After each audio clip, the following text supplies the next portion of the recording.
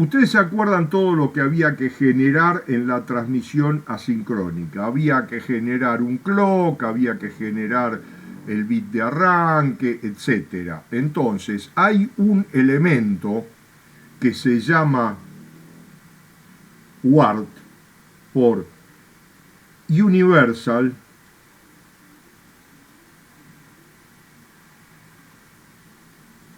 Asynchronous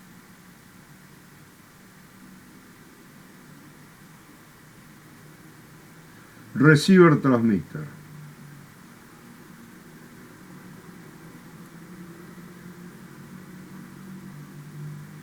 Que es un dispositivo que genera el clock interno con su velocidad, que genera el bit de start, el de stop, etc., tanto en transmisión como en recepción.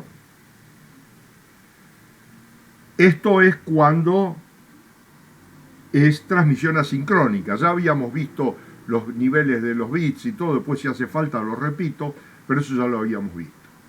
Hay otro dispositivo que se llama USART. La S es por sincrónica. O sea, la USART es tanto sincrónica como asincrónica. Puede funcionar de las dos formas. Configurable. Comprende a la UART. O sea, puede generar el clock por un pin o no. Es lo mismo. Simplemente es una cuestión de nomenclatura para que sepan a qué se refiere o a qué nos estamos refiriendo cuando hablamos de USART o cuando hablamos de UART. Tiene internamente ambas el generador de reloj para establecer la velocidad de la comunicación, el generador en el caso de asincrónica del bit de start, el bit de top, el de paridad, etc., y el generador de, en este caso, de los bits y de los clocks. Una cosa que no dije en la clase pasada y que tiene que ver con la comunicación asincrónica que habíamos dicho que era la 232, la TIA 232, conocida normalmente como RS 232, que en la transmisión, en esta transmisión, siempre se transmite el menos significativo primero y el más significativo al final. Por norma RS232. Yo puedo transmitirlo distinto. Si está de acuerdo transmisor y receptor, correcto. ¿Qué significa transmitirlo distinto? Que los registros de desplazamiento tienen que desplazar al revés, nada más. Claro, pero no voy a tener un dispositivo estándar que lo haga. Los dispositivos estándar lo hacen de esta forma. En cambio, normalmente en la transmisión sincrónica se dan los dos casos. No hay uno más que el otro. Dentro de estos tres casos prácticamente están todas las transmisiones que vamos a ver y que están en la PC. Simplemente la diferencia está en cómo se envía el clock. Si no se envía, caso asincrónica, si se envía, cómo se envía. Si se envía por el mismo cable o si se envía por un cable separado. Ambas cosas se pueden hacer. ¿Correcto? Esa es la diferencia. ¿Cuáles son los protocolos más comunes, las formas más comunes de transmisión serie, que es lo que más se usa? Bueno, una que es una de las más comunes es la que vimos el otro día, que es el tipo RS232 o TIA232, que ya la vi y que no voy a entrar a ver más porque es un protocolo asincrónico. Y ya vimos cómo es, etc. En el caso de la 232, yo les había mostrado la clase pasada que estaban establecidos los niveles que eran entre más 24 y más 5 para un 0 lógico y entre menos 24 y menos 5 para un 1 lógico. Hay un equivalente a este con niveles 0 y 5 volt. Ya no es esta norma, sino es una comunicación serie con niveles 0 y 5 volt. Hay un equivalente a este SMIDI, que es un protocolo por corriente, que ya lo vamos a ver en particular, donde los bits se organizan igual que en este protocolo, pero cambian la frecuencia, o sea, el clock, y cambian el transporte lógico, o sea, cómo es. Se transportan por cables todos de la misma forma, pero los niveles lógicos son distintos. ¿Existen otras transmisiones? Sí, claro. Cuando yo quiero hacer este tipo de transmisiones, tanto en MIDI como en el 232, yo no me puedo ir a distancias muy largas porque tengo problemas de interferencias, ruidos. Entonces tengo que buscar una forma de resolver este problema. Calculen que una 232 normalmente, con mucha suerte, por ahí se puede llegar a 100 metros. Generalmente 100 metros no se llega. Mucho menos, 10 metros, 15 metros, y después de ahí empezamos a pelearnos con todo. Bueno, en la industria se necesitan comunicaciones con distancias mayores. Entonces, en vez de enviar una señal como esta, bipolar pero simple, una forma de lidiar con el ruido es mandar una señal diferencial. Entonces existe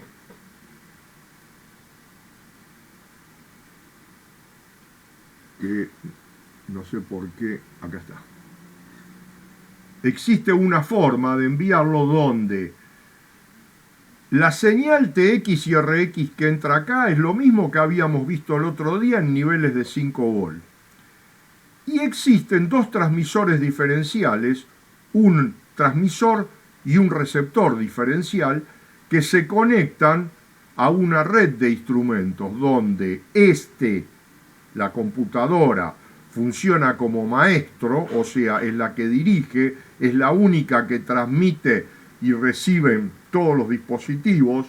Acá dice instrumentos, que normalmente son instrumentos industriales, y cada instrumento que es interrogado responde. ¿Cómo sabe el instrumento que lo están interrogando a él? Porque dentro del protocolo, lo primero que se transmite es, entre comillas, el nombre del instrumento que yo quiero, que este sistema quiere interrogar. Si yo ahora, por ejemplo, sabiendo que me va a contestar si está Funes, ¿quién está?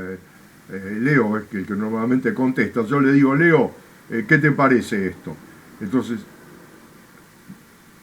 ¿no está? Bueno, no me escuchó, o no está, o está en la cocina preparando el mate. Esto debería ser que si yo le pregunto a alguien en particular, él me contesta y lo demás ninguno se da por aludido. Este nombre no es un nombre como este que dije ahora, sino va a ser un número binario seguramente, que se asigna a cada uno, que se puede asignar o por un teclado propio que tengan, o por un hardware, o haciendo cortos en las patas, mandando a 0 o a positivo, y con eso se genera un nombre binario en cada uno de ellos. Supongo que está saliendo esto, ¿no? Sí, Elio, perfecto. Bueno, me alegro. Bueno, esto fue un mensaje a todos, lo que acabo de dar. Ahora, yo puedo hacer un mensaje a uno solo y ese solo va a contestar, que sería el caso de este. Acá, que es el maestro, que sería yo en este caso, transmite y todos escuchan. La diferencia con lo que estamos teniendo nosotros acá en esta comunicación es que el que contesta solo lo escucha el maestro, los demás no lo escuchan. ¿Por qué? Porque está en redes separadas. Además no tiene sentido que lo escuchen porque este está dirigiendo, está leyendo o cambiando de rango a los instrumentos o lo que sea que haya acá y está tomando decisiones internamente el software acá y está volviendo a escribir. No necesitan hablarse entre sí.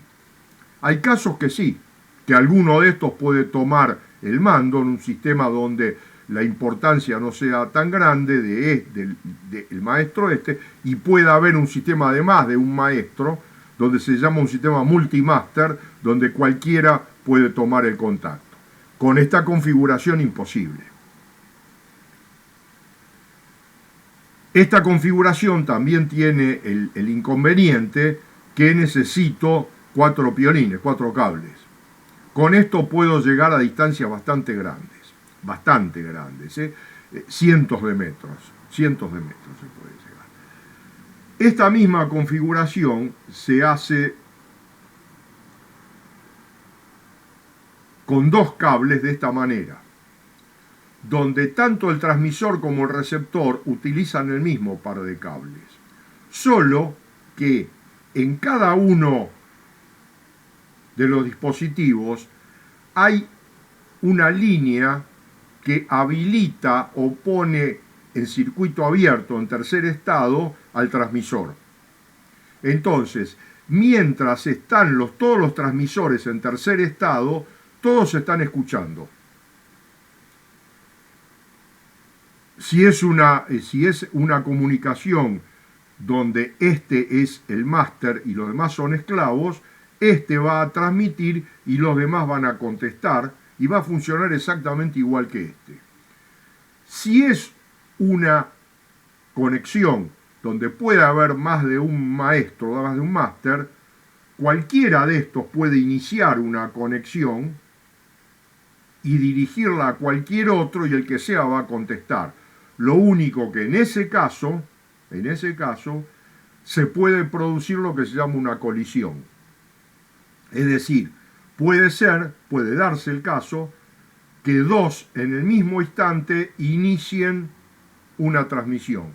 Entonces, en ese caso, no se va a entender lo que se quiso transmitir porque se interfirieron entre sí y tiene que haber un protocolo para detectar ese error y poder repetir ese mensaje. No voy a entrar en ese tema ni por asomo porque vamos a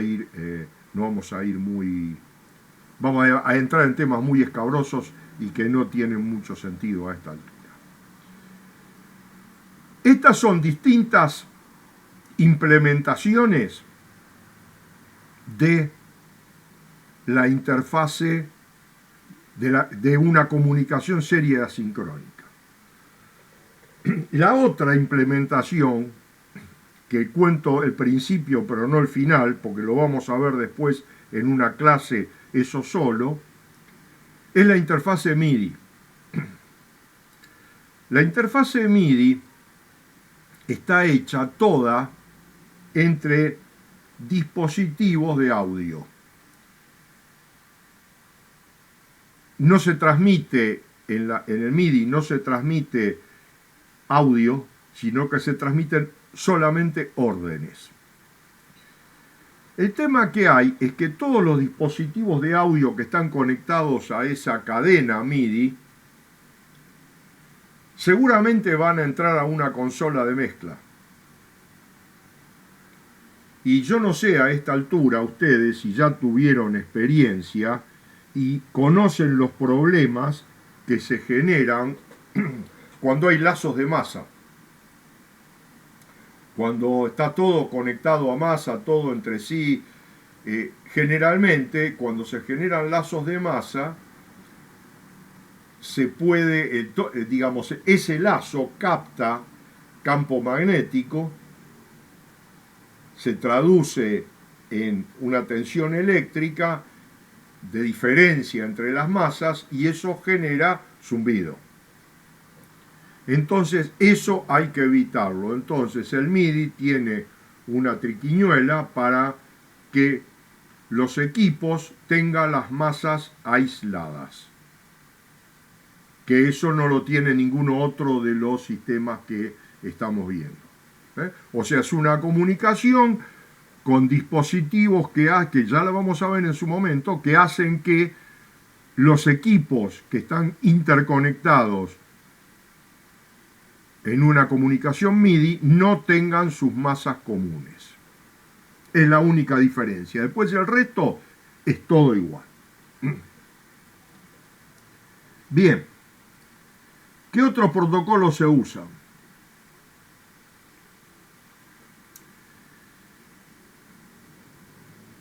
Hay dos campos importantes, ¿no?, en la industria donde se pueden usar estos protocolos, pero bueno, vamos a tratar de verlos cómo son.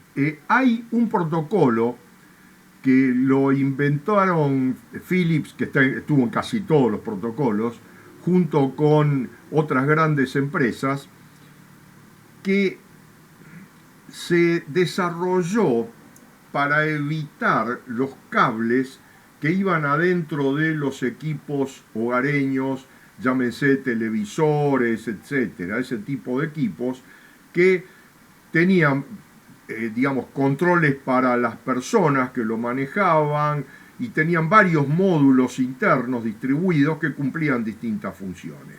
Por ejemplo, un televisor tiene el sintonizador analógico de los canales de televisión, tiene controles de volumen, tiene selección de distintas fuentes de entrada, etc. Si eso se tiene que hacer solo desde un panel de control, el cableado es muy grande. Entonces, lo que se hizo en ese momento, se hizo una interfase que se llama I²C por IIC, Inter IC, o sea, conexión entre circuitos integrados, que tienen solo dos señales, una señal de clock y una señal de datos, y se comunican entre sí con red. Cualquiera puede ser maestro, eso se configura, y cualquiera puede ser esclavo. Es decir, generalmente el clock lo maneja uno solo, pero puede darse que lo maneje más de uno. Por una viaja el clock y por otra viajan los datos. Para que esta interfase sea barata, una de las cosas que se hace es la siguiente. Ustedes saben que habíamos visto que todas las salidas digitales tenían una salida con dos transistores. Un transistor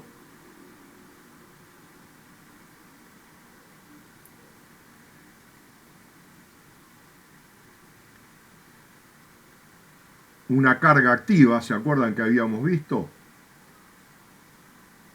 El circuito acá me olvido, esta era la salida, esto iba a la tensión de alimentación, ¿correcto? Eran así. Entonces esto no se puede usar acá. Y hacer un sistema tri-state es complicado y más caro. Entonces lo que se hace en estos casos, no se olviden que esto va dentro de un aparato nada más, la distancia es muy corta.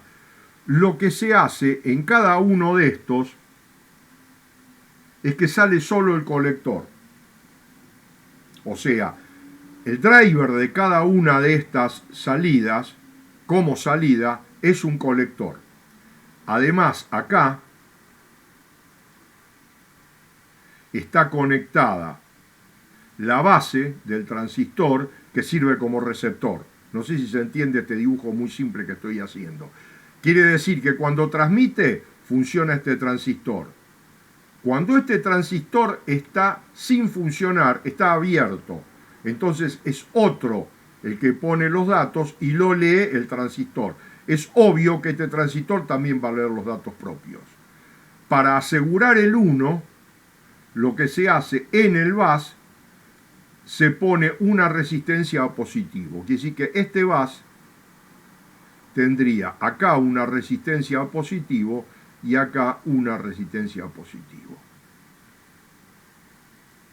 ¿Está bien? Y en cada uno de ellos lo que se asegura es el 0. De esta forma, no se puede quemar nada, porque los transistores lo único que pueden hacer es ponerse a masa. No pueden forzar un transistor un 1 y otro un 0. Entonces, esta es una forma barata en que funcionan estos sistemas, y en particular este sistema, que es un sistema sincrónico en el cual dentro de los datos va la información del nombre o dirección del dispositivo al cual va dirigida esa información. O sea, dentro de la totalidad de los datos que se transmiten en cada transacción está el nombre en binario del destino.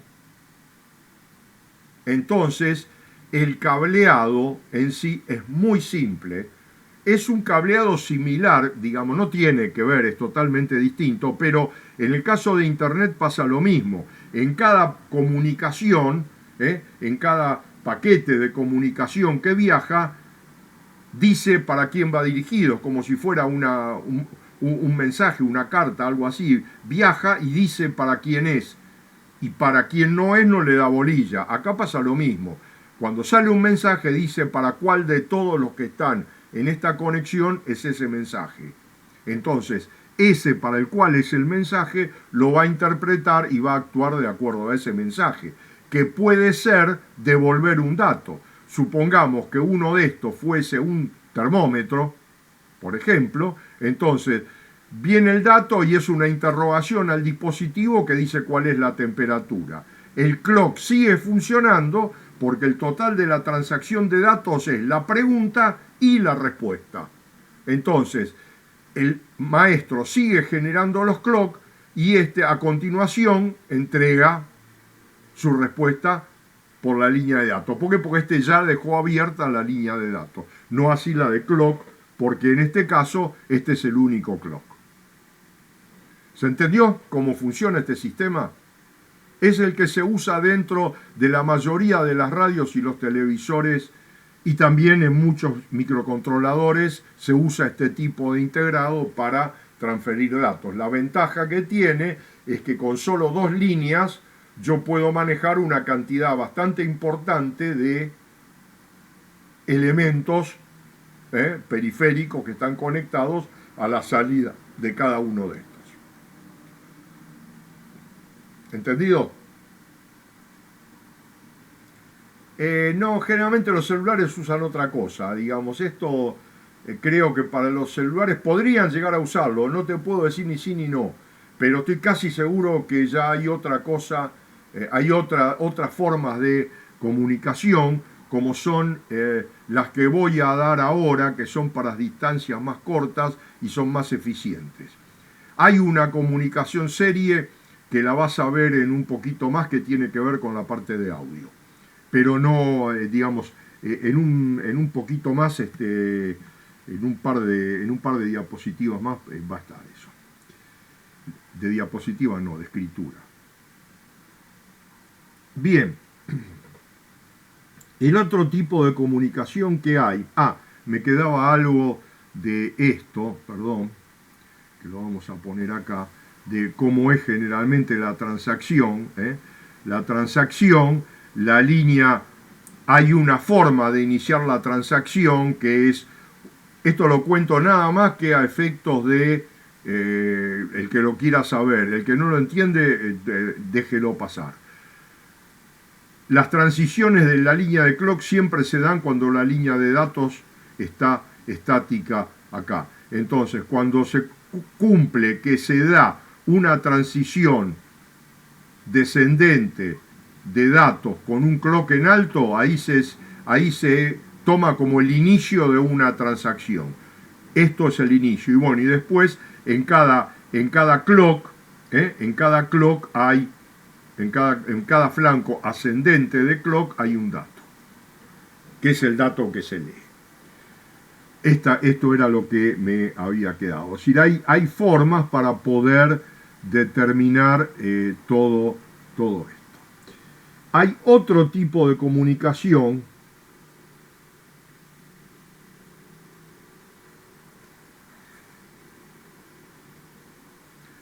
que es la que se conoce como Serial Peripheral Interface, SPI, que se usa para distancias muy cortas y para comunicar periféricos con los microprocesadores o microcontroladores. Es muy probable que dentro de un celular, si existen interfaces, que seguro que existen, sean de este tipo.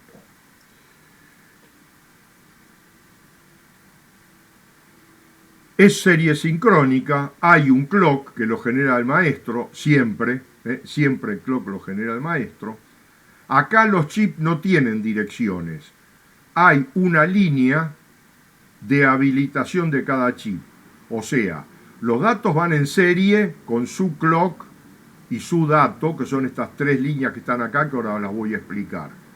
Pero para cada esclavo hay una línea de habilitación que el hardware del maestro se encarga de poner en uno. O sea, antes de empezar la transacción, o después que terminó la transacción, depende del caso, esta línea le dice, esto fue para vos, específicamente a uno, a los demás no. Entonces ese toma el dato. No hay, como en los otros, no viene la dirección metida en los datos propiamente dichos, sino que es como si fuera una barrera o una llave de paso que habilita a uno o a otro, nada más para el dato. Pero los datos que se transmiten los reciben todos. Lo que pasa es que si no están habilitados no le dan bolilla. Hay una línea de ida y una línea de vuelta. O sea, hay datos. O sea, esto sería un full duplex. Datos de salida y datos de entrada por línea separada. Master in, slave out, master out, slave in. Master in, slave out, este es el out del slave, el in del master, y este es master out, slave in. Es el in del esclavo y este es el out del esclavo. Clock serie y habilitación. Esto después lo voy a ver con el osciloscopio, y también tengo acá a mano para que vean cómo funciona un analizador lógico muy barato.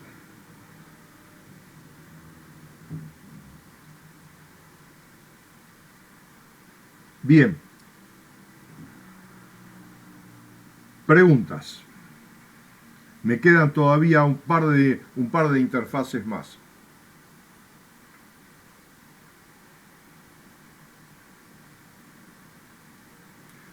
Las últimas clases venimos con demasiado silencio.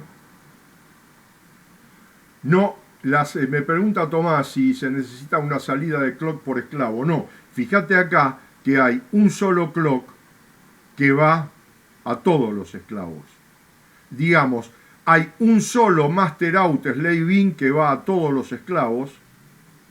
Hay un solo master in que va a la salida de todos los esclavos, porque cuando el esclavo no está habilitado, su salida queda en circuito abierto.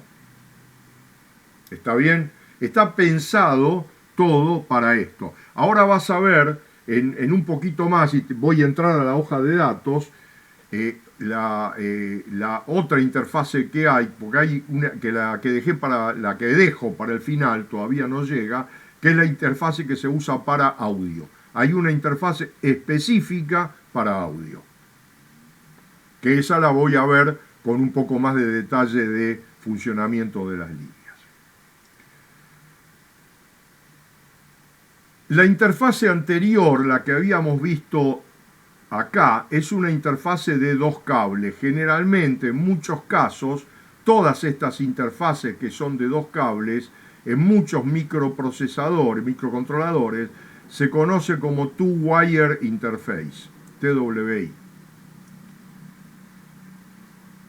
Existe, además de esta, una interfase de un solo cable, que es muy lenta. Es una interfase que diseñó hace muchos años una firma que se llamaba Dallas y que hoy la compró y la maneja Maxim. Si quieren ver esto, es bastante interesante. Hay una serie de dispositivos, memorias y otras cosas que trabajan con la interfase de un cable. En ese cable, es un cable y masa, existe la posibilidad de que el dispositivo tome, por ejemplo, si en ese cable yo tengo una información que va a ser así, en el cable de datos, de ese cable de datos, con un diodo, por ejemplo, en realidad uso un MOSFET, pero es lo mismo, con un diodo y un capacitor, puede tomar el valor pico de acá y lo toma como alimentación el chip. O sea que ni siquiera necesitaría alimentación.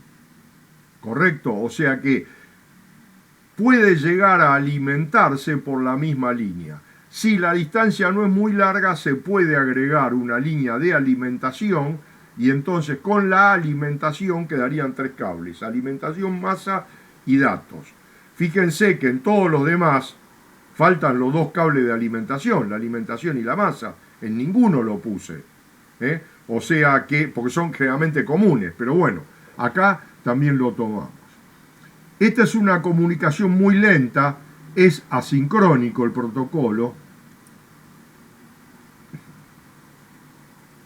Y los tiempos, el periodo de clock es bastante lento. O sea, los tiempos que hay, el tiempo que se toma para reset, para inicio, para señalización como inicio, etcétera, son tiempos importantes que se miden en milisegundos. ¿Está bien? Para tener idea. Son tiempos realmente lentos, pero para algunos dispositivos es muy cómodo. También este protocolo lleva dentro de los datos la dirección del dispositivo de que se trate. Todos los dispositivos de esta familia son dispositivos que uno los mira y les parece que es un transistor, porque es exactamente igual. Tiene la pata de masa, la pata de datos y el pin de alimentación. Si querés lo usás, si querés no lo usás. En general hay chips que tienen números de serie que no se pueden cambiar, tienen número de serie que se pueden cambiar, hay memorias, hay termómetros,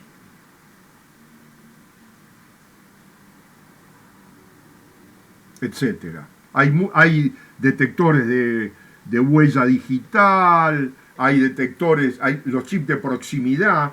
¿Vieron esos chips de proximidad que se arriman a una cerradura y pueden abrirlo? Bueno, en algunos casos, no en todos, se usa este protocolo. Hay otros casos que es distinto, es por frecuencia que se hace, pero hay casos que son más complejos, que tienen códigos grabados, que es un protocolo que hizo Dallas, que usa Maxim y que son de ese tipo, que tienen un número de serie que no se puede cambiar. Entonces yo lo arrimo al que sea que detecta magnéticamente y que lo alimenta además a través de ese lazo. En algunos casos son transponder, en otro caso es esto, pero cuando es esto se alimenta por ahí, interroga y el chip le devuelve un número. Si es ese número y está habilitado dentro de la tabla, habilita, y si no, no habilita. Se usa para validar software, para validar equipos, para muchísimas cosas.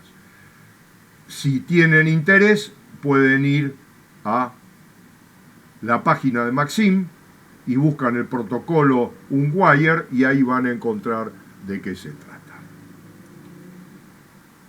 Bueno, y me queda el último protocolo, el último que voy a ver yo, no el último que existe, ¿no? Que es el protocolo que se usa en audio. En audio se usa un protocolo que se conoce como Inter IC sound entre circuitos integrados. La sigla de esto sería IIC igual I cuadrado C igual, que es lo que se usa ahora, I2C. O sea, este protocolo es un protocolo creado para interconectar dispositivos de hardware de audio, llámese conversores, analógico digital o digital analógico, con el DSP o con el microprocesador. De hecho, cuando el otro día hablamos de los DSP y dijimos qué cosas tenían distintas generalmente, bueno, muchos DSP, o la mayoría, ya traen interfaces de este tipo para conectarse con los conversores de audio. Para entender el protocolo y para ver cómo es, vamos a ver una aplicación. Y ¿quién era hoy que me hablaba? Maximiliano, que me hablaba del celular. Esto se usa en el celular o se usa en la computadora. Normalmente en la computadora o en el celular de hoy día hay muchas que tienen dos micrófonos o tienen la posibilidad. Micrófono izquierdo, micrófono derecho. Estos micrófonos normalmente eran unos micrófonos Electret, en los cuales tenían probablemente un amplificador interno y se cableaban hasta una placa o hasta un chip que era el conversor analógico digital, y de acá salía el dato digital. Hoy día, tanto este micrófono como este son micrófonos que ya tienen el conversor adentro. O sea, en vez de distribuir audio analógico dentro de un dispositivo, sea el celular o sea la computadora, que tiene señales digitales que podríamos decir que son bastante random, no totalmente, pero son bastante aleatorias, con frecuencias altísimas, con lo cual me dan un espectro muy grande que llega al espectro de audio. Desde ya que llega al espectro de audio, pese a que las frecuencias son bastante altas, pero las componentes llegan a audio y pueden interferir en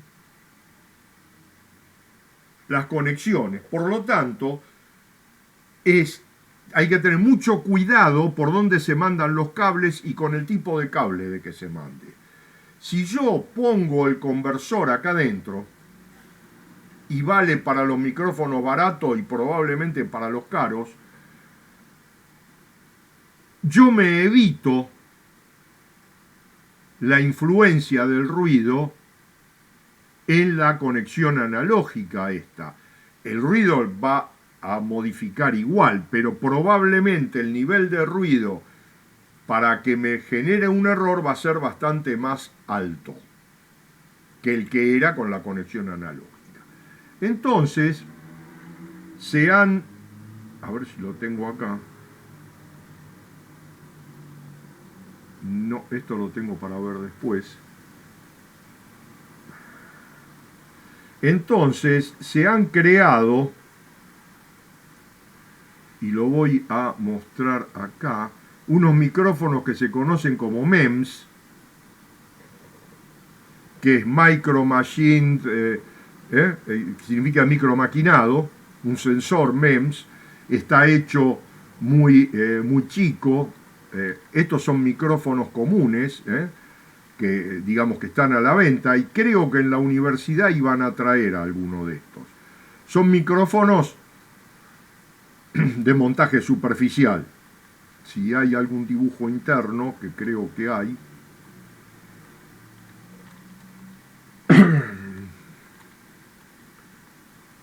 es el micrófono con su encapsulado, su entrada de audio, el micrófono y el conversor dentro del mismo chip.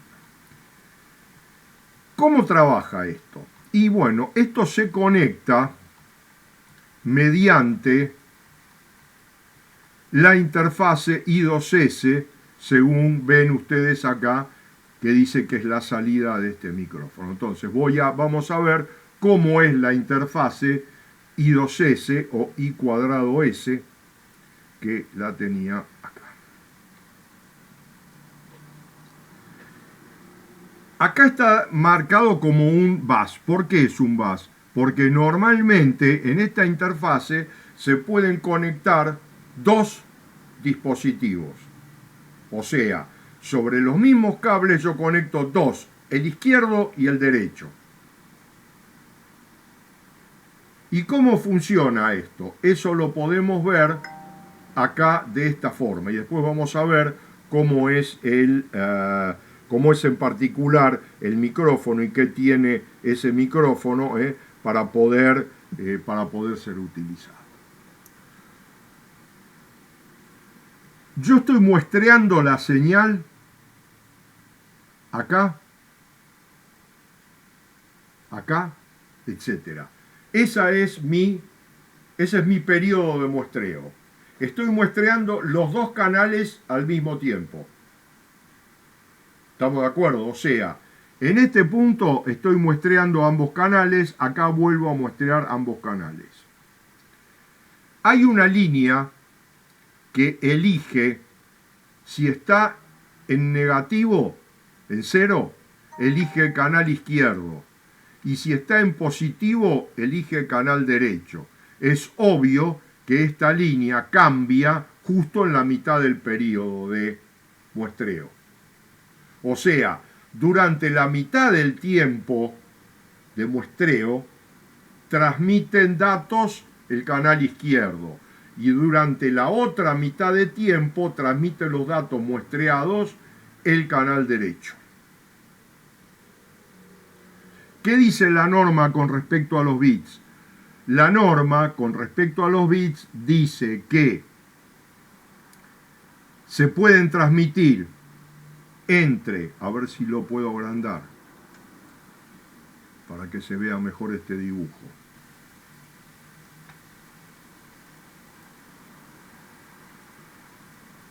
Se pueden mandar entre 16, 18, 20 o 24 bits. Con el bit más significativo primero. O sea, primero es el bit más significativo, después es el último. ¿Por qué? Y porque si la muestra es de menos bit, los últimos van a dar siempre 0 y siempre se va a poder rescatar el número en forma correcta. Entonces está alineado acá, primero transmite el izquierdo y después transmite el derecho. Entonces, si nosotros tomamos en cuenta, digamos que si nosotros estamos teniendo, para hacer una cuenta rápida, si yo estoy transmitiendo a 48 kHz y tengo 16 bits, la frecuencia de este clock, ¿cuánto va a ser? Pregunta. Si yo tengo 16 bits por canal, acá tengo 32 bits. Quiere decir que tienen que entrar 32 ciclos del clock de desplazamiento en una muestra, en un tiempo de muestra. Quiere decir que mi frecuencia va a ser, de 48 kHz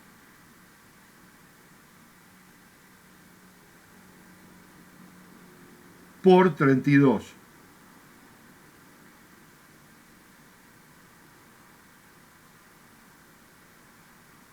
¿Se entiende?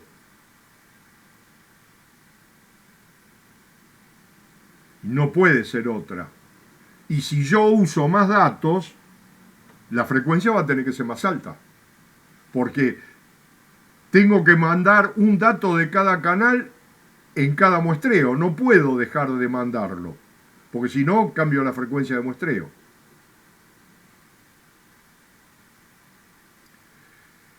Esto se usa para todos los conversores, no solo para los micrófonos. Esto, fíjense, y acá en particular, que esto se hizo en principio para usar con los DSP, siempre existe, de este lado va a existir un conversor o un conversor dentro de un micrófono. Es un conversor. ¿Está bien? Es para hacer ese contacto. Se juntan los dos canales en el mismo bus.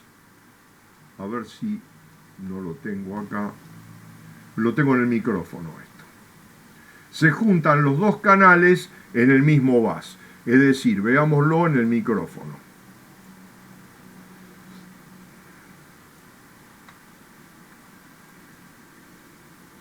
En el dato, en la hoja de datos que tenía del micrófono, acá van a ver lo siguiente. Este es el esquema interno del micrófono. ¿Qué tiene este micrófono? Tensión de alimentación y masa. ¿Por qué tiene 3 masas? Sí, tiene 3 masas para lograr que la resistencia de masa sea lo más baja posible y no haya problemas de lazos de masa.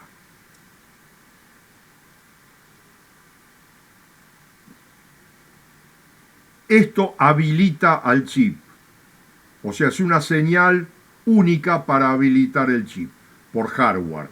Si yo inhabilito al chip mediante esta señal, este chip no funciona nunca. Una pata de configuración que es para decirle, ¿sos el micrófono derecho o sos el micrófono izquierdo?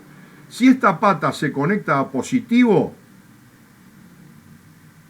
lo va a tomar como que él es el micrófono izquierdo. Y si esta pata se conecta a masa, lo va a tomar como que es el micrófono derecho. Acá viene el clock de transferencia de datos, en el cual este chip, entre las cosas que tiene acá, convierte este clock en clock de muestreo, la salida de datos del puerto y la señal que le dice si es izquierdo o derecho. Simplemente esta señal que está acá hace un XOR con esta señal para habilitarlo en positivo o para habilitarlo en negativo. Si ustedes se acuerdan, el XOR invertía la señal, entonces si acá hay un 1, la señal que entra al chip acá adentro se llega invertida, y si acá hay un 0 llega igual. Entonces el chip que está soldado del lado izquierdo se comporta distinto al que está soldado del lado derecho, porque el fabricante chino, si sabe cuál es la izquierda y la derecha, configuró bien la conexión física de esas patas.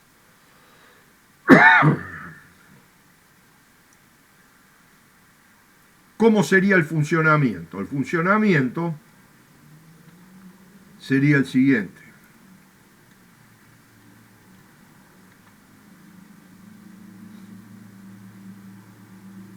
Esta es la frecuencia de clock.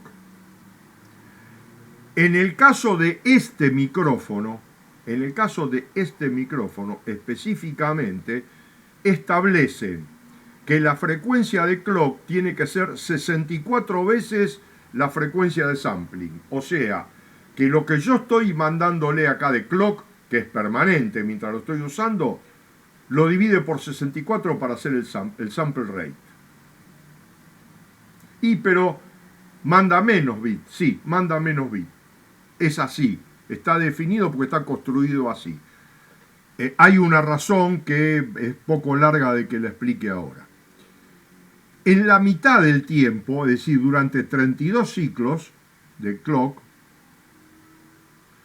la señal de selección está eligiendo el izquierdo y durante los segundos 32 ciclos, entre el 33 y el 64, está eligiendo el canal derecho.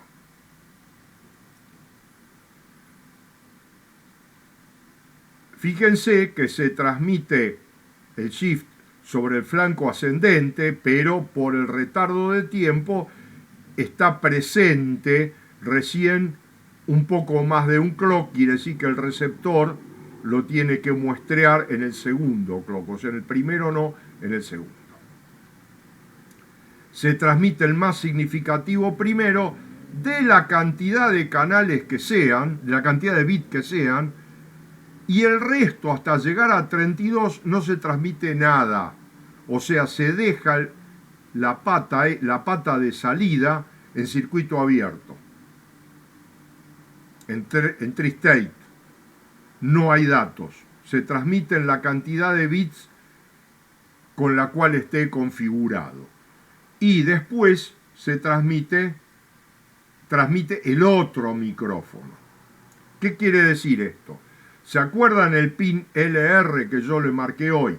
Si el pin LR está en 0, el micrófono ese va a transmitir los datos acá y después todo este tiempo, hasta que esta señal vuelva a bajar, se va a quedar sin transmitir nada. ¿Por qué? Porque le toca al otro micrófono. Y si el otro micrófono no está, y bueno, el que está manejando esto, es decir, el microprocesador lo sabe, lee esto y después no lee nada. ¿Está claro? El micrófono que está ahora conectado como el otro canal, o sea, como el canal derecho, que es este, hace exactamente lo opuesto. En los primeros 32 ciclos, como esto está abajo, no transmite nada. Y en los segundos 32 ciclos transmite sus bits de datos.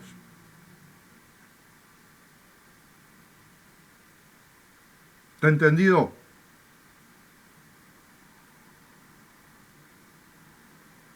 ¿Está entendido cómo funciona un I2S o I cuadrado S?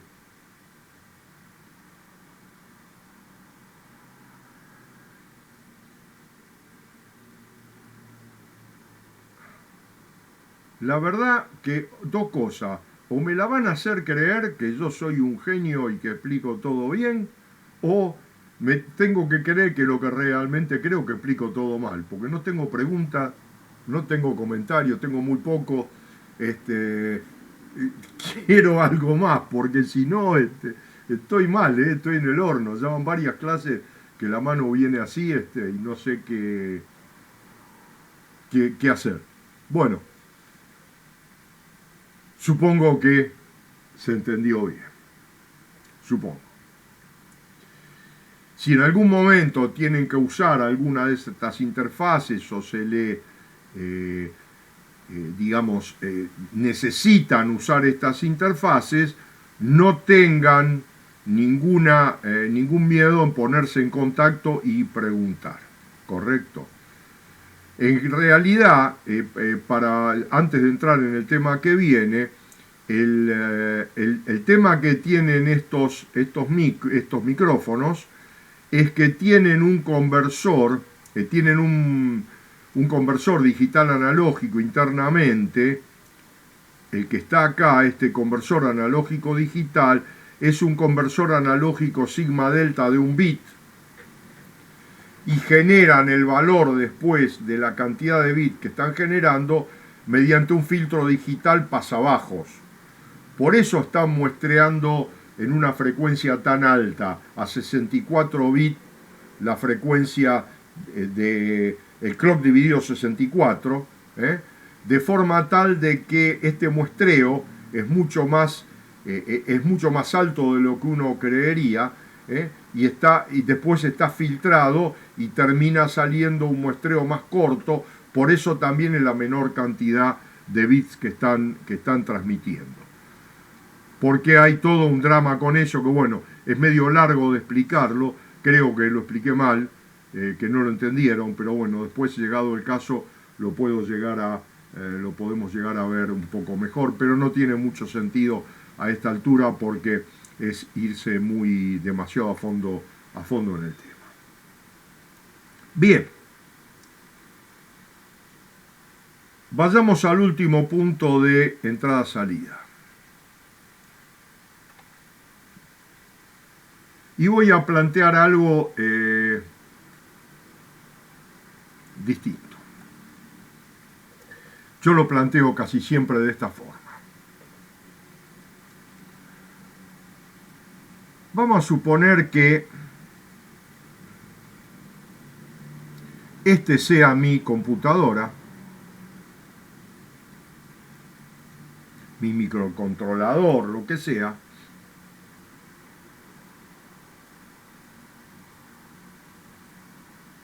y que acá tengo un botón. Ese botón es un timbre, el timbre de mi casa, por ejemplo. Ese botón lo conecto a la computadora. ¿Para qué? Para determinar cuando tocan el timbre yo ir a abrir la puerta. O sea, cuando tocan el botón la computadora dice, tocaron el botón y hace algo. ¿Cómo se conecta esto a la computadora? Pregunta.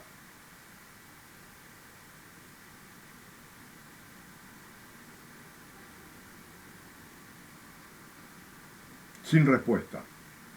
Algún tipo de conversor debería haber en algún lado, ¿no? Mucho más simple. Lo conecto a la memoria. Lo conecto a la unidad aritmético lógica.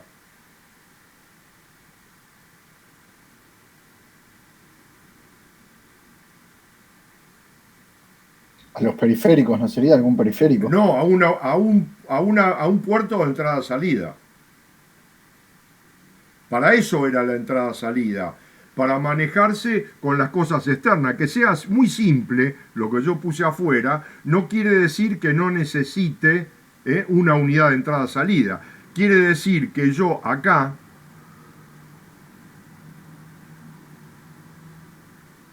en el medio, yo tengo que poner, esto está dentro de la computadora,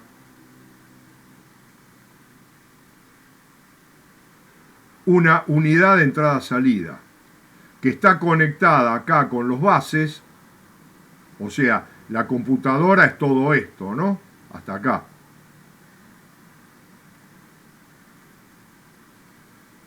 Entonces, acá hay un pin, una pata física que está conectada acá al botón. Y resulta que este botón que yo construí está construido de esta forma. Acá hay un resistor, acá hay más 5 volts, acá hay un botón y acá hay una masa. Entonces, este pin va a tener un 1 lógico, porque va a estar en 5 volts, esto tiene lógica de 5 volts, cuando el botón esté abierto. Y cuando el botón esté apretado, va a tener 0 volts. Entonces, ¿cómo sabe la computadora que acá apretaron el botón? Porque acá hay un registro, ¿se acuerdan de eso? Que se encarga de manejar los tiempos de la computadora, que está conectado a los bases, ¿no? Que se encarga de manejar los tiempos de la computadora de acuerdo a los tiempos que maneja el clock y por acá afuera se maneja con los tiempos del botón. Entonces este botón pondrá un 0 y acá habrá algo, habrá un registro de almacenamiento que cuando la computadora viene y lo lee, determina que ese botón se apretó. ¿Se entendió esto? ¿Cómo es? Sí, perfecto. Bien, entonces, la computadora tiene que esperar que aprieten el botón. Es lo mismo Supongamos que este soy yo, es cada uno de ustedes.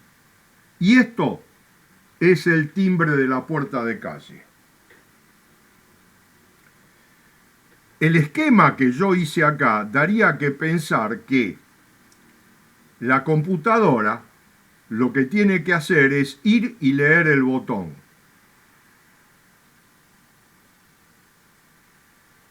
O sea, va por los bases, el procedimiento sería leer el botón.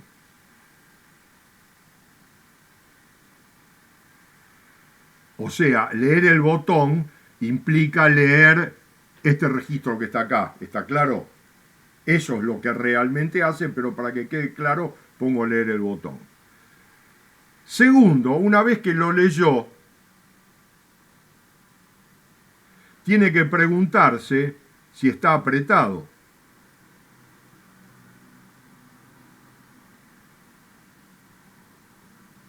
Y en función de si está apretado o no, tiene que tomar una decisión.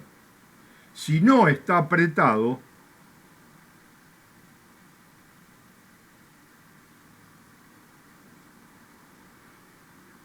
tiene que volver a leerlo hasta que lo aprieten. Y si está apretado,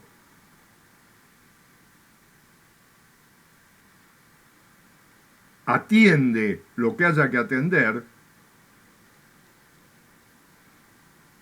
Si es el timbre de mi casa, lo echo al que vino porque me quería vender algo y vuelvo otra vez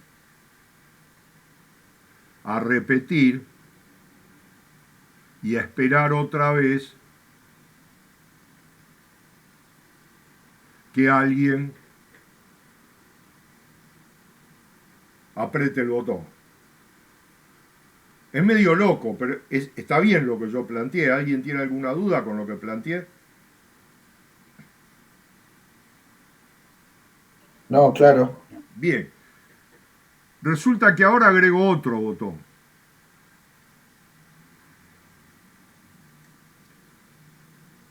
Voy a ponerle evento 2. O sea, ese botón es algo que pasa. Por ejemplo, que llama al teléfono. Entonces, ¿qué tendría que hacer? Y ahora tengo que mirar, esto está conectado también a otra pin de entrada-salida. Y tengo que leer el botón. Y ahora lo que tengo que cambiar es este lazo. Es decir, ¿qué voy a hacer? Leo el botón, que sería el timbre.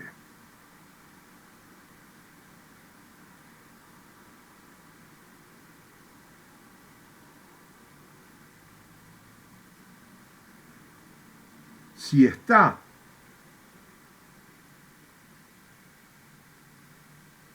apretado, correcto, lo atiendo. Y si no está apretado, no lo atiendo. Pero después tengo que leer el otro evento, que sería el teléfono.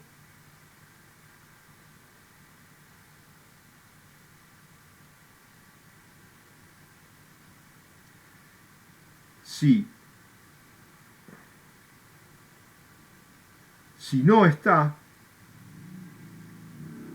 vuelvo acá arriba a repetir todo el ciclo.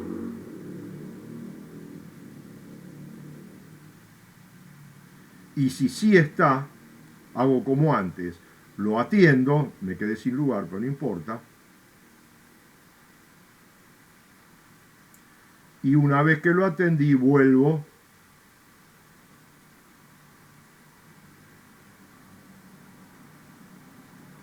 Evidentemente acá lo único que estoy haciendo es eso, no puedo hacer otra cosa. No puedo hacer otra cosa en este esquema.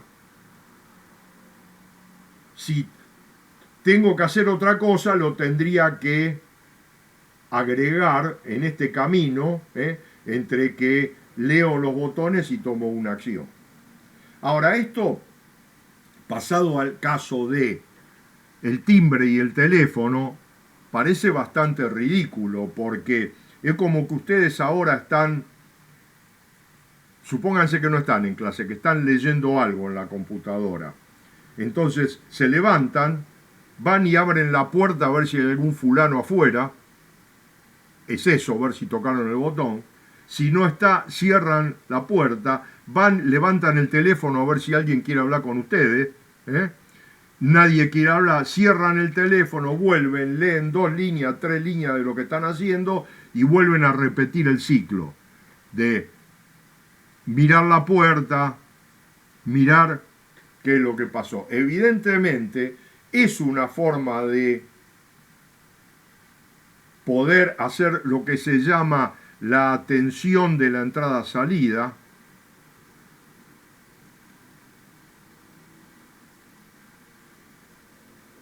que es un método en el cual la CPU interroga a cada entrada si necesita atención. Salida, por ejemplo, yo tengo una salida que es tirar la basura, entonces acá tendría que agregar en esta cadena, ¿hay basura para tirar? No, entonces no la tiro y sigo viaje. Está bien, entonces en el momento que haya basura para tirar, entonces ahí tiraré la basura, igual sigo viaje. ¿Se entiende? ¿Se entiende cómo?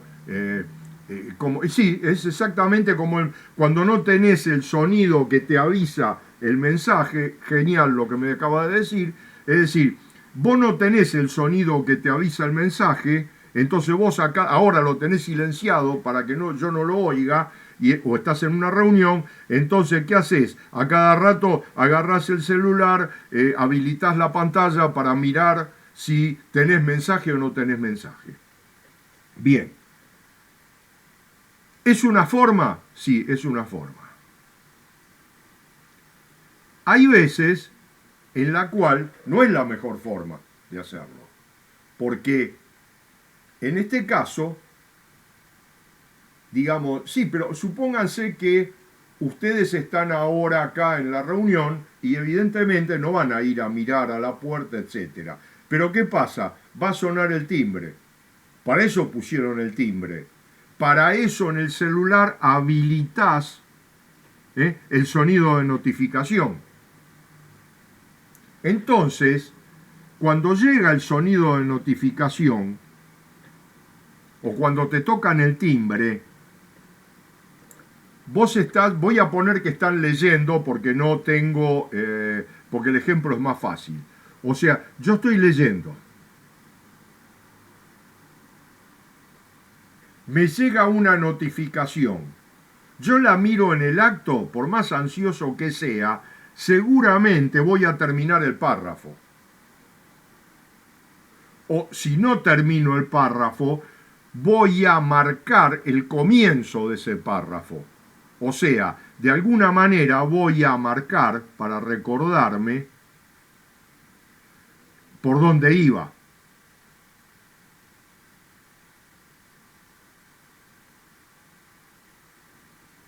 O sea, lo voy a guardar.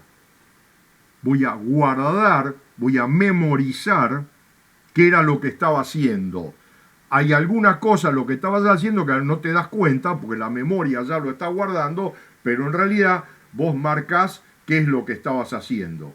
Una vez que marcás lo que estabas haciendo, saltás y atendés el WhatsApp. Atendés, contestás, etc. Una vez que terminaste, ¿qué haces? Recordás por dónde andabas, si no lo anotaste y no lo marcaste y tenés mala memoria, perdiste, y continúas la tarea que estabas haciendo, que es leer, desde donde estabas. Se ve la diferencia entre las dos cosas. Acá solo lo atendí cuando llamó. En cambio acá yo iba a ver a cada rato si había una novedad. No es que esperaba la novedad, no, tenía que ir a mirar porque no tenía un aviso de que había una novedad. Acá tengo el aviso de la novedad. Y entonces lo que hago es yo estaba leyendo y lo primero que hago es interrumpo lo que estaba haciendo.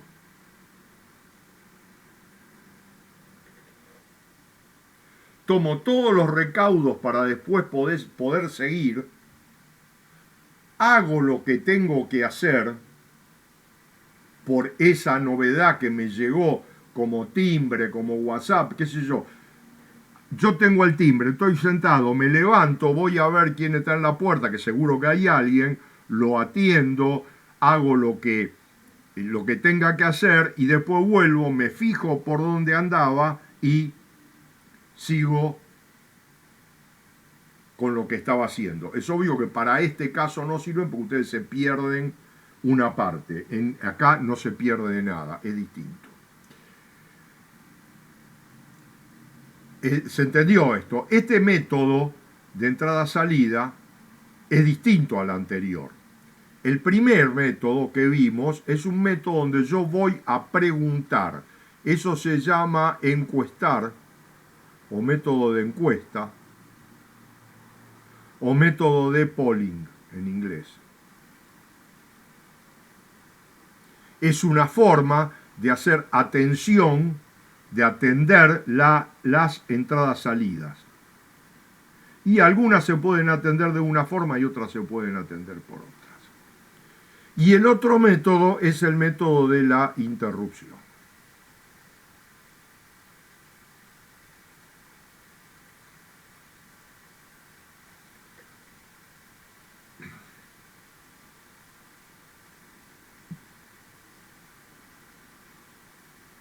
Bien. ¿Y cómo es la interrupción en el caso del microprocesador? O de la CPU esta o de la computadora esta. ¿Cómo lo implemento? Y no vimos nada cómo podamos implementar esto. O sea, yo tendría que, para implementar esto, poner un cable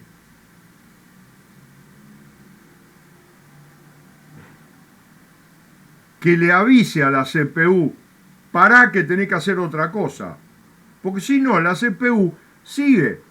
Digamos, yo sigo leyendo, ¿qué hice? Y hubo alguien que me avisó, un mensaje que me llegó por el oído, por hardware me llegó el mensaje. Entonces acá yo tengo que agregar un cable. Acá me llegó al cerebro por el oído, acá tiene que llegar al cerebro, tiene que llegar a la CPU eso. ¿Y cómo llega? Ahí por un cable, no hay alternativa.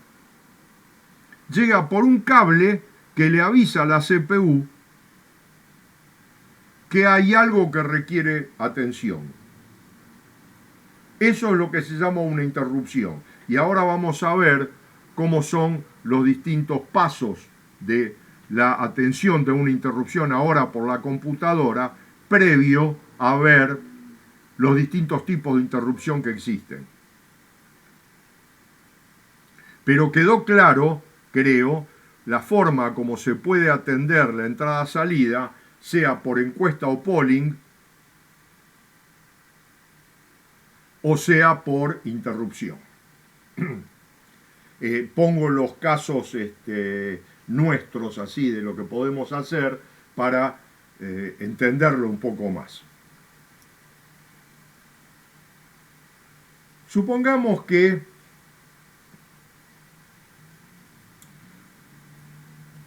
cuando yo estoy atendiendo una interrupción, entra otra interrupción. O sea, yo atendí el teléfono, porque me llamaron por teléfono y me tocan el timbre.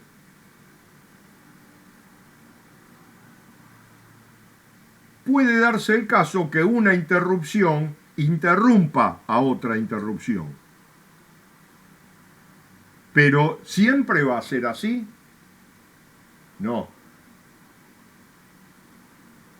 Me voy a poner en un caso utópico, totalmente utópico. Y seguro que no es así. Lo que sí es seguro es que ustedes todos tienen el celular al lado. Y están atendiendo a lo que yo estoy hablando. Si el celular suena, que es una interrupción, ¿ustedes qué van a hacer? ¿Van a priorizar la clase o van a priorizar el llamado? ¿Se pueden hacer las dos cosas? Y claro que sí. Lo lógico sería que priorizaran la clase, aunque sé que van a priorizar el llamado, pero vamos a ponerlo en el caso utópico. Priorizan la clase, entonces no le dan bolilla a la llamada. Quiere decir que las interrupciones tienen una prioridad.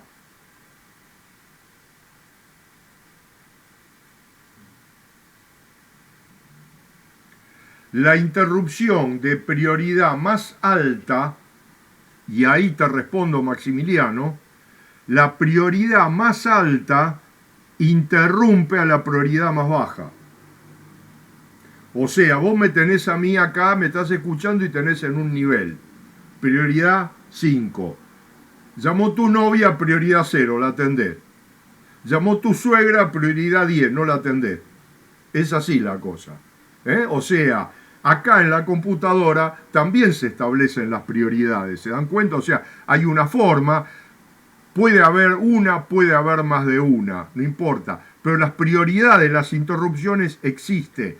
De tal forma que una prioridad más alta interrumpe a una prioridad más baja, cuando existe.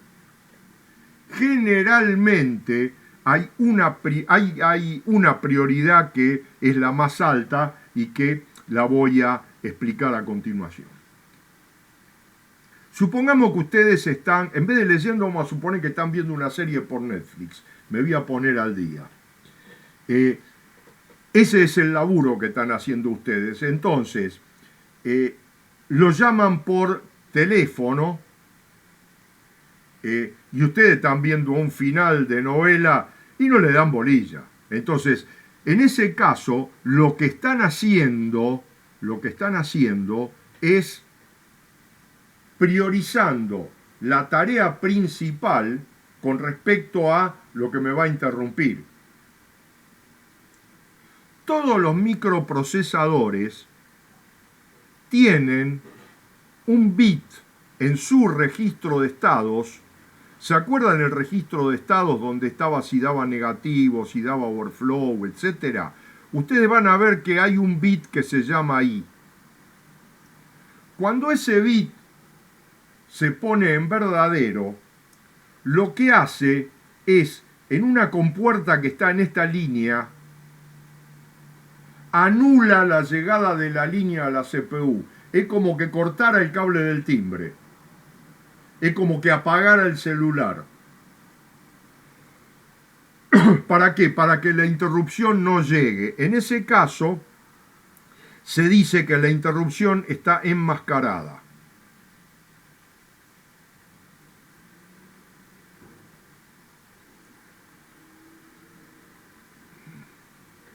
Y eso lo puede hacer el software. O sea, el software modifica este bit del registro de estados de forma tal de momentáneamente cortar esto. Ahora, el bit que está acá sigue estando en 1. Quiere decir que en el momento que yo la habilite, me va a interrumpir. O sea, si acá hubo una interrupción en el momento, yo estoy bien, no es que se perdió, no se pierde. O sea que como la llamada siguiese llamando, yo terminé la película, prendí el celular mientras la llamada. ¿Está claro? Entonces, eso, así funciona el enmascaramiento de la interrupción.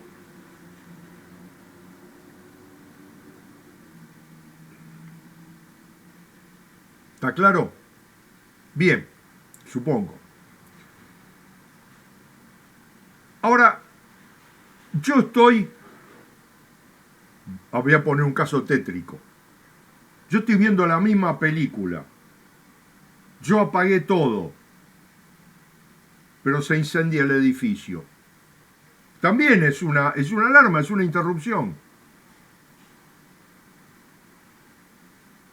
¿Y cómo? Yo le corté las interrupciones, no me van a avisar, me voy a morir, no tengo más remedio. No, entonces, ¿qué tiene que haber? tiene que haber alguna interrupción de la más alta prioridad, que tenga más prioridad que todo, que nada, en todo momento, y que no se pueda interrumpir. Esas son las interrupciones que se llaman no enmascarables, que generalmente se conocen como NMI, Non-Maskable Interrupt. Y voy a explicar un caso en el cual se usa. Claro, sí, el humo, pero bueno, supongamos que el humo no llega. Pero está bien. Pero les quiero marcar la diferencia que hay entre la prioridad de las interrupciones. Obviamente, una interrupción no enmascarable es la de más alta prioridad de todos. Por ejemplo, hay equipos, inclusive sucede con algunas computadoras. No, el botón de apagado es el corta la fuente. Eso es otra cosa. Ahí la matás por la fuente. Es otra cosa. La no interrumpible es una pata especial que tiene la CPU y que en muchos casos, en muchos aparatos, se implementa de la siguiente manera. Vos tenés acá, por ejemplo, un aparato, tenés una fuente, acá tenés 220 volts, acá tenés una fuente,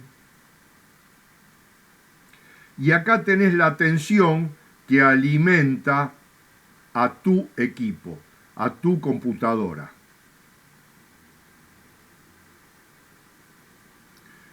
El ejemplo que hay, típico, que doy yo siempre de esto, que esta computadora es una registradora fiscal, porque eso está implementado en una registradora fiscal de esta forma. ¿Saben lo que es una registradora fiscal?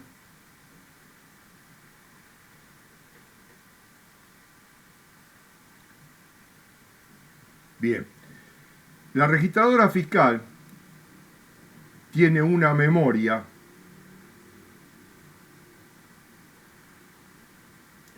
EEPROM sin ventana, o sea, lo que habíamos llamado una OT-PROM, donde se almacena un registro diario.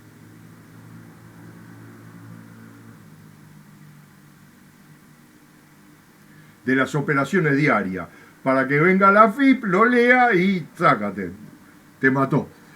Pero es para eso está hecho. Y evidentemente, y acá en Argentina más que en ningún lugar, tienen que hacer cosas para que no le engañen. Y yo digo, muy bien, llegó el final del día, es la hora en que me guarda el registro diario, la desenchufo, se borra la memoria de lectura-escritura, y se acabó el problema y no pasa más nada. Esta impresora fiscal tiene un display y tiene un dispositivo de impresión, aparte de teclado, etc. Bueno, dentro de su circuito es obligatorio lo siguiente. Hay un detector de 220.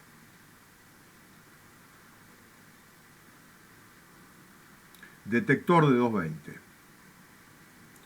Acá la fuente tiene un capacitor electrolítico importante. Este detector de la fuente detecta cortes de más de, pongámosle, 100 milisegundos. Entonces, cuando hay un corte,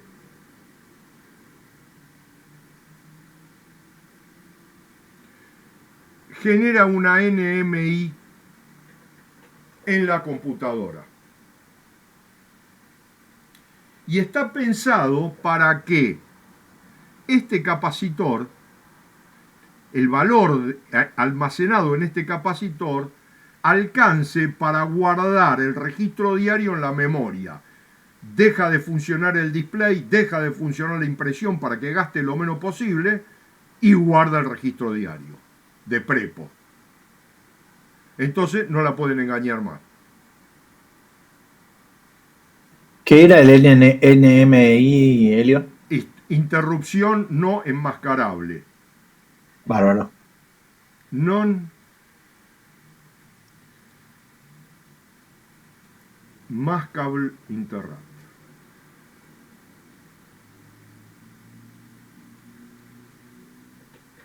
¿Está bien? O sea que cuando se da eso, es el acabose. Todo lo demás se perdió. La compra actual se perdió, todo se perdió, sí, pero lo importante que era para la DGI dejar el registro diario o lo que se hizo hasta ese momento asentado, eso queda. Eso está asegurado. Yo puedo desenchufar, cortar la luz, lo que sea. El software de la máquina tiene que hacer esto y lo prueban de todas las maneras posibles para habilitarte la máquina. Bien. ¿Se entendió el procedimiento de cómo funciona una no de cómo funciona, ahora vamos a ver cómo se implementa. Cómo se implementa la atención de una interrupción dentro de la CPU, etcétera. Pero ¿se entendió bien qué es una interrupción? Sí, perfecto. Bien. Entonces, lo que me queda ver ahora es cómo se implementa esto dentro de una CPU. Bien. Resulta que una CPU tiene, vamos a poner algunas cosas nada más, que son las que tiene la CPU, tiene un contador de programa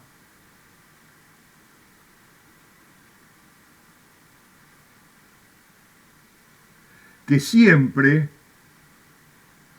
es un puntero a la próxima instrucción.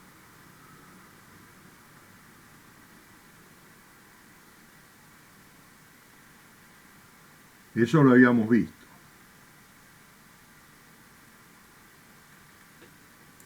Eso nos tenemos que acordar.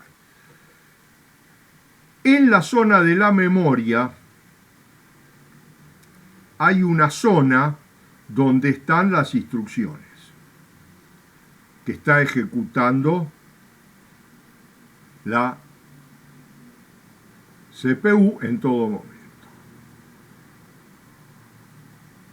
Acá son instrucciones, vamos a hacerlo simple, vamos a suponer que está ejecutando esta instrucción de acá, que está en la dirección 103F hexadecimal, supongamos que está ejecutando esta, que la próxima dirección, que es la que sigue, es la 1040, que es la instrucción que sigue, está ejecutando esta. ¿Qué quiere decir? Que el PC tenía 103F, esta instrucción fue adentro de la CPU y este PC pasó a tener la dirección 1040. ¿Está bien? Mientras se está ejecutando esta instrucción. Por eso se dice que apunta a la próxima instrucción. Entonces, el PC ya está acá, se está ejecutando esto. Por otro lado, hay una zona de memoria que se maneja como stack. ¿Se acuerdan? Que la voy a dibujar acá abajo. Y hay un puntero que es el stack pointer que está apuntando a esta dirección de memoria. Último dato guardado, supongamos que sea la dirección 2005, por poner algo. O sea, acá existe un registro que es el stack pointer que tiene el número 2005 guardado adentro y este tiene el número 1040 guardado en este momento. O sea, este es el estado mientras está ejecutando esta instrucción. Llega la interrupción, que no está enmascarada. Esa interrupción no está enmascarada. ¿Qué hace la CPU? Llega la interrupción lo primero que hace es terminar de ejecutar la instrucción que está ejecutando. No la deja a medias. Es más, el flag, la bandera de esa interrupción se mira al final de cada instrucción. O sea que ni siquiera la ve en este momento. Entonces, lo primero que hace es termina la instrucción actual.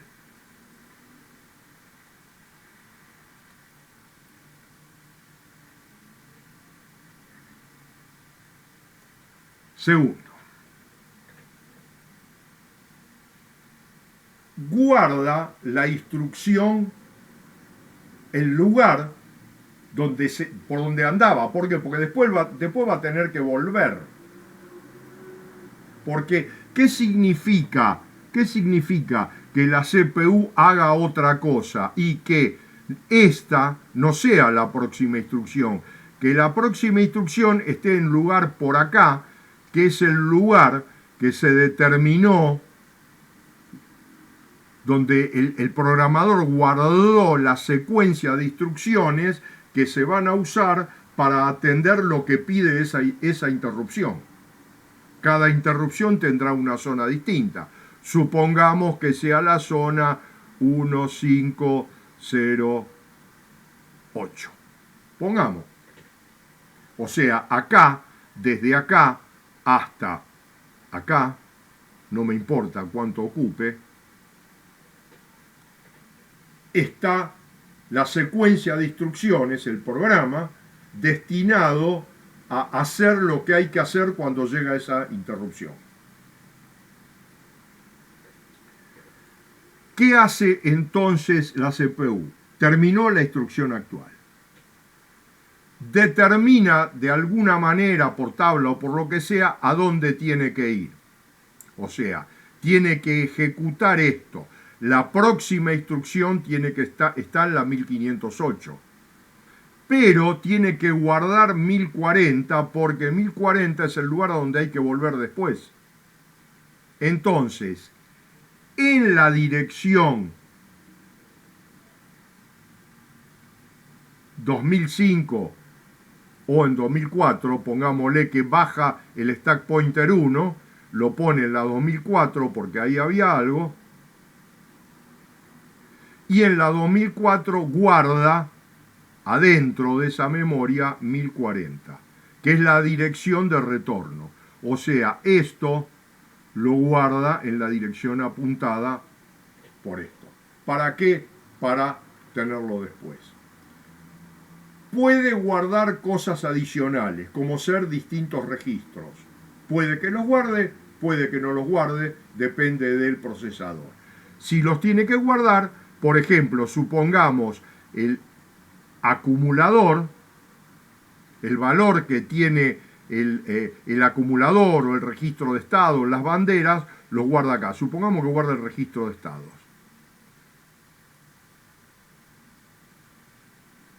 Y eso quedó en la 2003.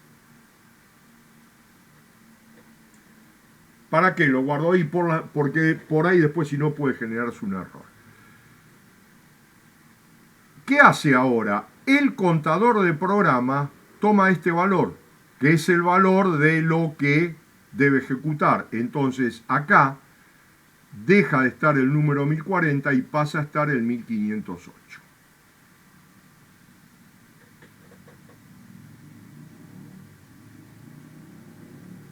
Ahora ejecuta la próxima instrucción, que ¿dónde está? Acá. Y después ejecuta la próxima. Y después ejecuta la próxima. Y después ejecuta la próxima. ¿Hasta cuándo? Hasta que se encuentre con una instrucción de control de flujo de programa. Y en este caso es una instrucción específica que se llama retorno de interrupción.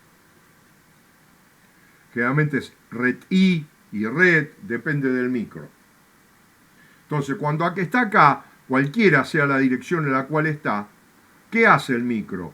Viene a estas direcciones y vuelve,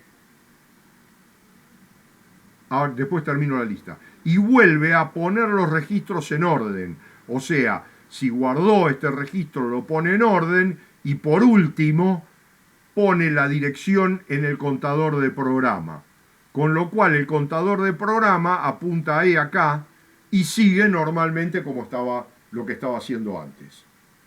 Entonces, termina la instrucción actual, salva los registros. ¿Cuáles? Mínimo el PC, mínimo. Después puede salvar alguno más, sí. Tercero, pone en el PC la dirección de servicio de la interrupción, o sea, de lo que atiende la interrupción.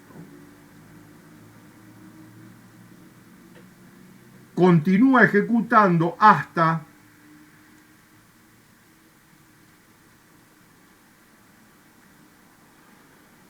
que encuentre una dirección de retorno. Retorno de interrupción.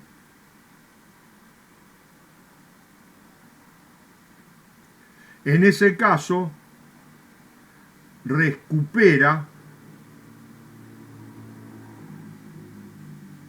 los registros que había almacenado. Y al recuperar los registros, automáticamente después va a ejecutar la próxima instrucción. ¿Se entendió? Sí, perfecto. Bueno, acá, si se entendió, cabe hacer una salvedad muy grande. Muy grande. Las interrupciones, siempre este tipo de interrupciones, o las que son realmente interrupciones, se generan asincrónicamente con la ejecución del programa. Por eso son interrupciones.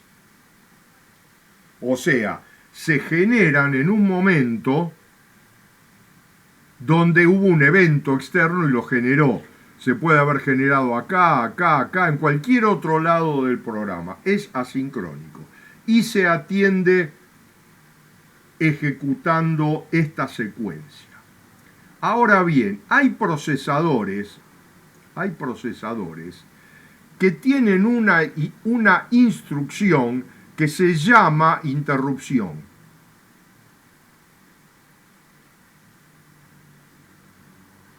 Y que generalmente se conocen como interrupciones de software.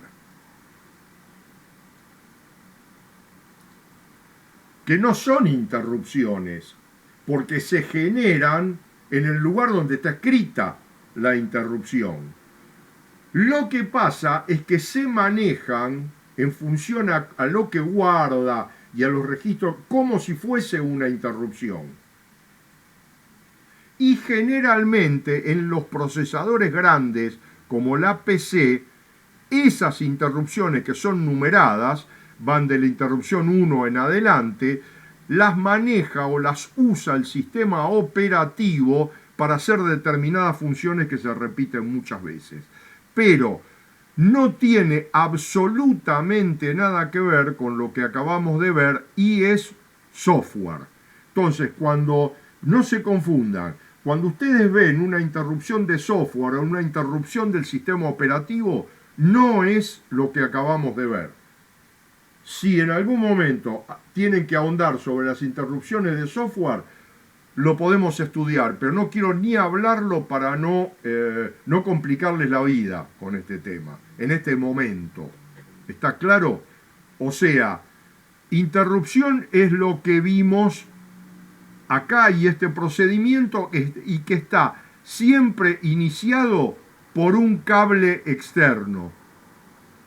Por un cable externo, por una pata específica o una línea específica que tiene la CPU internamente. Eso es lo más importante de este tema. El resumen de esto, o lo que tenemos que ver y tenemos que acordarnos, es que los periféricos de entrada-salida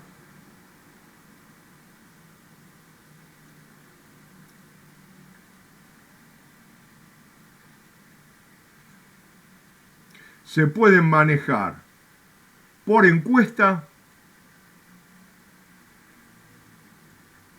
o por interrupciones.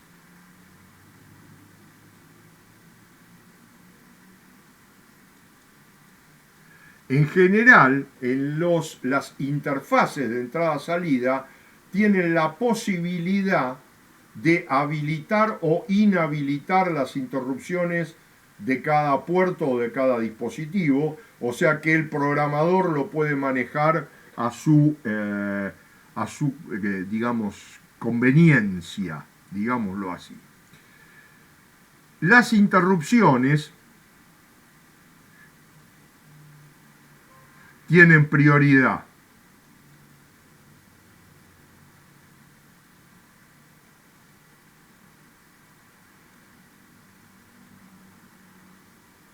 Las de más alta prioridad interrumpen a las de más baja prioridad. Existe en el software una forma de enmascarar la interrupción. O sea, cuando la rutina principal que se está ejecutando es más importante, se puede enmascarar la interrupción. Pero existe la interrupción no enmascarable, que es la de más alta prioridad de todos y que se reserva para casos excepcionales. Santiago me pregunta si qué ventaja tiene manejarlo por encuesta. No es menos eficiente, como vos decís, sino que depende en cada caso particular. Hay casos en que es más conveniente manejarlo de una forma que en otra. No pienses en el timbre. Pensá en cosas que pueden ser mucho más rápidas que el timbre. Por ejemplo, que una conversión está lista.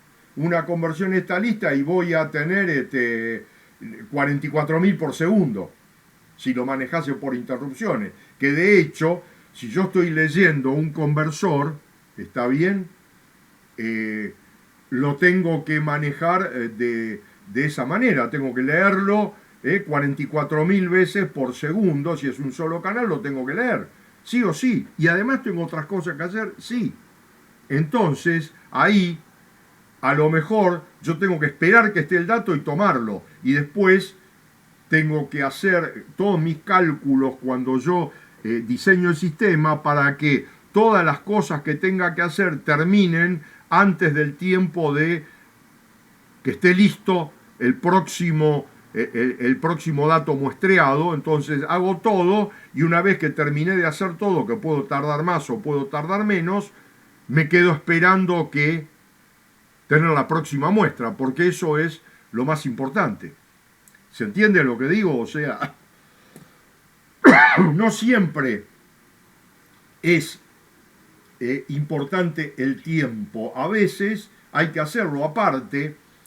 Yo no digo cada cuánto tiempo voy a ir a mirar. Es decir, yo puedo hacer por ejemplo, sabiendo que me van a traer que el cartero, que ya no existe más, pero bueno, supongamos que todavía llega a la casa, algo de correspondencia traen, y yo puedo ir a mirar la correspondencia una vez por día. Y si está, la miro y después no la miro. Y lo estoy haciendo por encuesta. No estoy esperando que el cartero venga y me toque el timbre para ir a mirar y leer la carta. No sé si entendés lo que digo. Y lo mismo puede pasar por WhatsApp. Yo tengo un grupo silenciado porque no me importa y lo miro una vez cada 2 horas. Lo estoy haciendo por encuesta. Y es más eficiente hacerlo así que estar escuchando los mensajes de los 20.000 tipos que están en el grupo cada 1 minuto o cada medio minuto, que te vuelven loco. ¿Entendés? Es decir, cada caso es un caso especial y de una atención y que requiere una atención especial. Y una programación especial además, ¿no es cierto?